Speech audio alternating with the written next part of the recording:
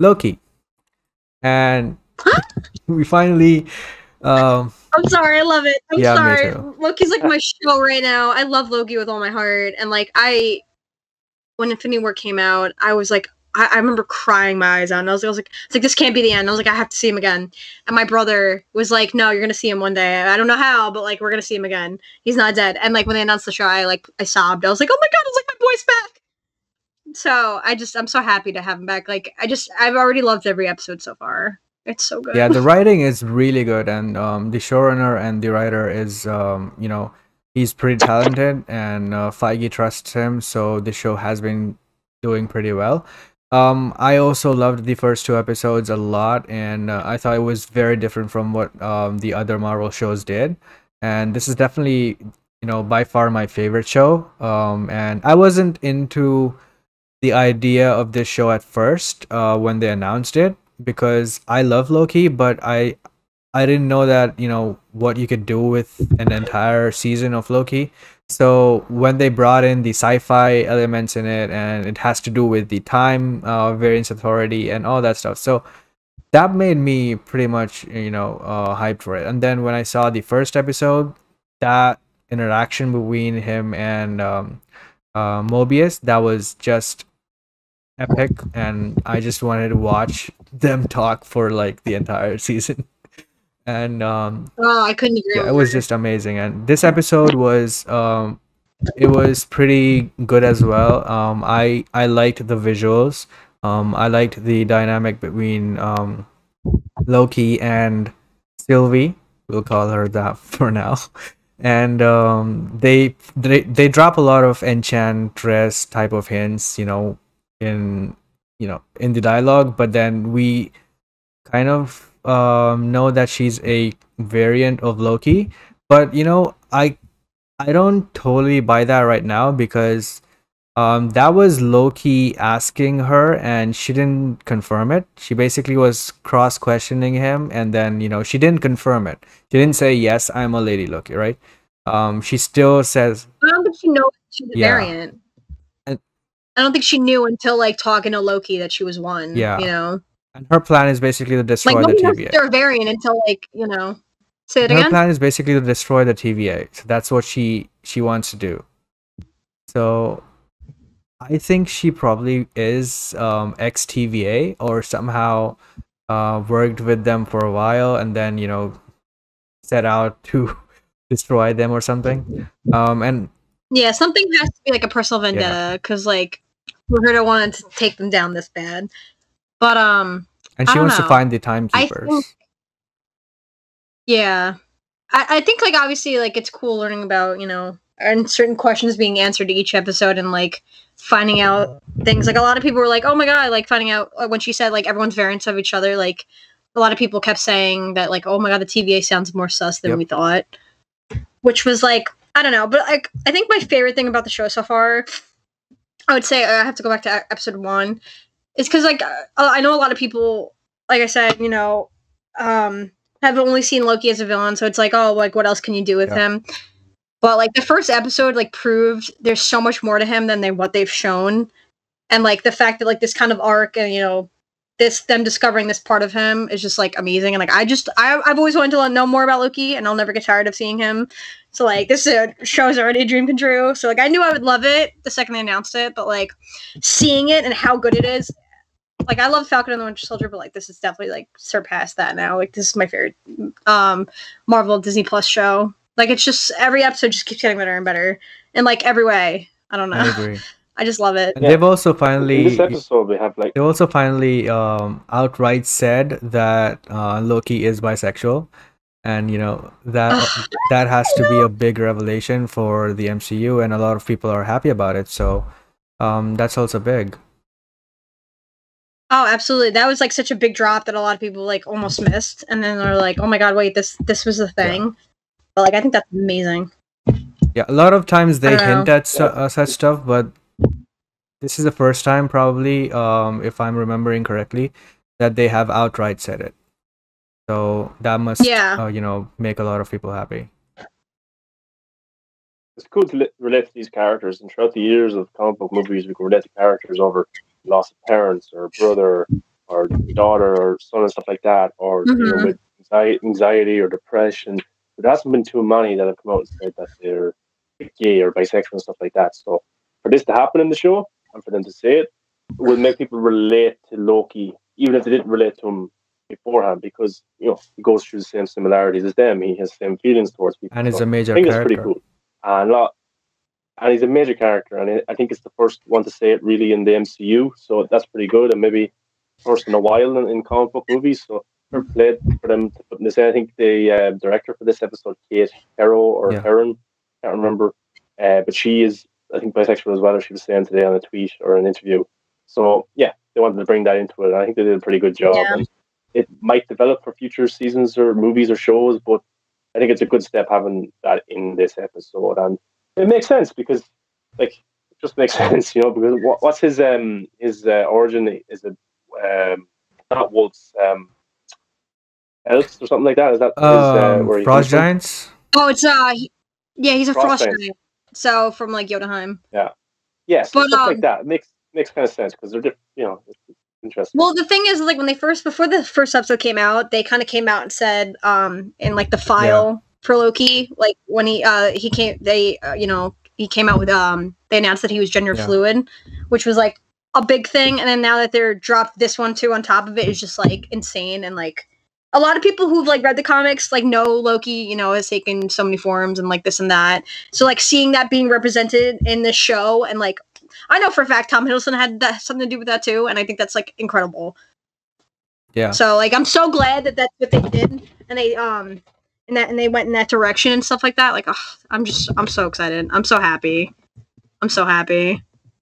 Yeah, and fair play to Marvel for doing this on the big show. A really big show with such a big character that's loved. But I think throughout this episode, some of the cinematography and the shots and the color was brilliant. Like because Sylvie wants to go to the time variant authority and kill the Minutemen or the Timekeepers, whatever you call them, Timekeepers, and stop them. But then Loki wants to work with her, and then they have a fight, and then they escape from the rest of the TVA, and they end up in Lamentis, is it? Lamentis planet? Lamentis. And it's Lamentis planet, and this is another apocalypse because the time variant, or the variant, which is Lady Loki, which is Sylvie, has been hiding out in apocalypses. So Loki brings them to an apocalypse to hide out, and they end up in Lamentis. And in 2077, but the apocalypse of this world is a giant planet is coming towards this planet. I forget the name of the key, but like the portal key, it's low battery, so they want to power it, but then throughout the episode it gets broken. Map or something? Something like that. And then it gets broken, so they have to come up with a different plan and trying to get onto this big ship that's leaving the planet, the big arc, for them to overtake it and fly it out, because throughout history, or all the different timelines, nobody's ever left this planet alive. That's basically what the plot of this episode is, and there's some really good dialogue between the two, and the chemistry is good. But I was blown away by the visual effects, especially in the last 8 minutes. That big one-shot sequence at the end, that was just amazing. That was crazy, and I love that so much. And then you think, they're going to get onto the ark and they're going to escape, and then they go on to the next journey. But you could see the look in their faces that they didn't succeed, that the big ark got blown up, and then you had the guards that they were fighting. They just went on their knees, and the people in this town and the city were just like, "This is the end. It's over," So, and then the music kicks in, and it was a great ending. Absolutely, and this is by the end of this episode, we are halfway through the entire season. So I think that's a really now. That makes me so sad. Yeah, now they will. I don't want to see him again. Yeah, now they will just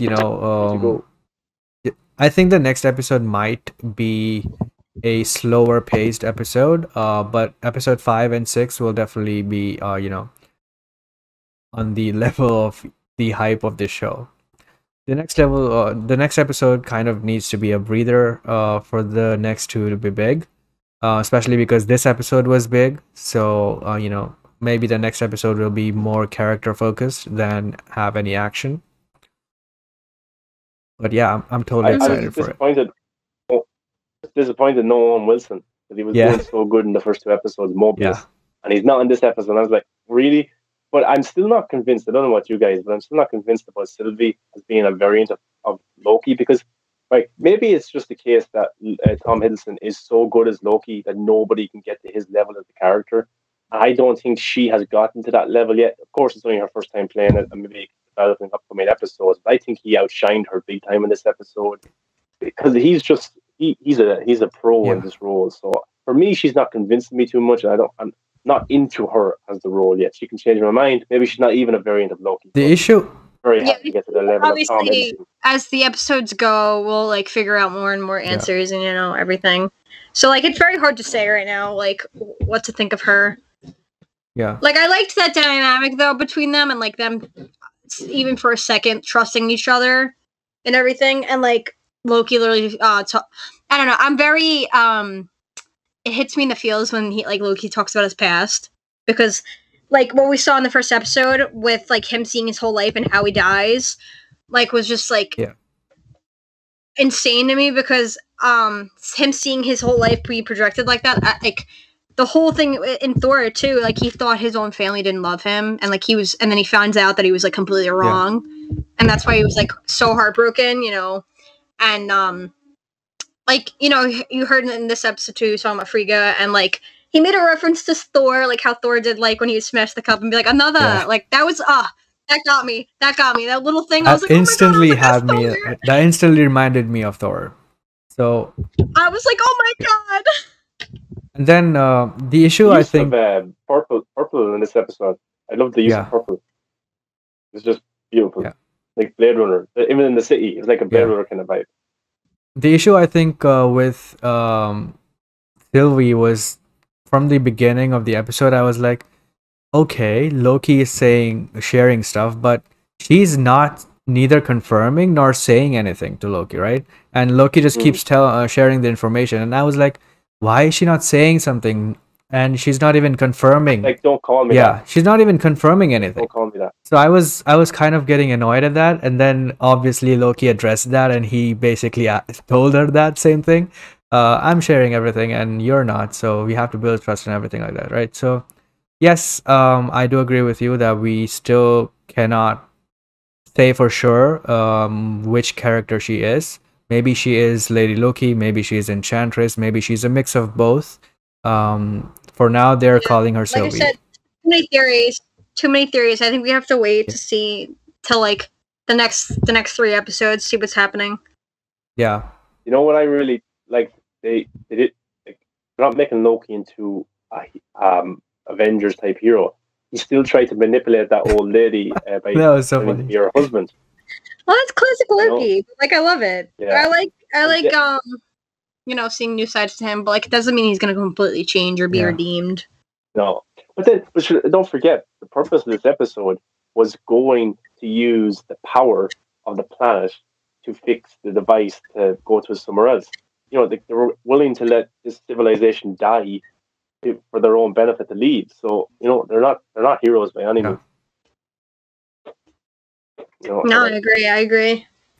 Yeah, so it's just what do you think will happen when they go back to the TVA or next episode when Mobius shows up, and obviously he betrayed Mobius and left despite him chasing him and asking him to stop in the previous episode.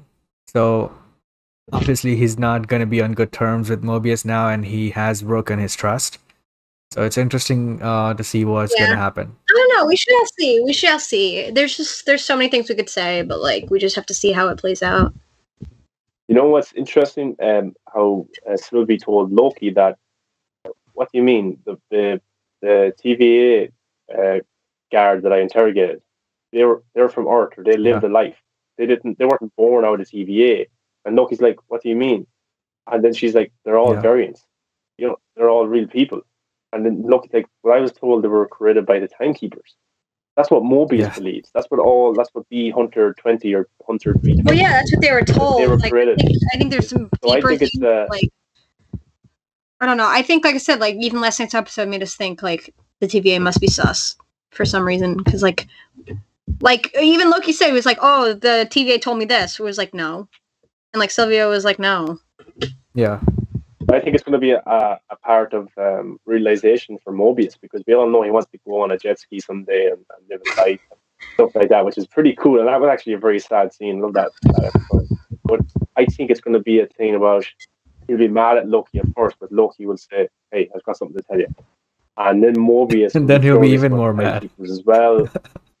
Yeah, they might. Yeah, they might even work together. And I think this is a big kind of Wizard of Oz type thing, where they want Yeah. to peel back the curtain and to see who's really there. And it could be no timekeepers. It could be a small man or woman or an alien or something that's I don't doing know. Like all I this. said, And we just gotta wait It's and also see. We just it's gotta also wait. interesting that she'll be called the TVA fascists. Not TVA. The Yeah. timekeepers.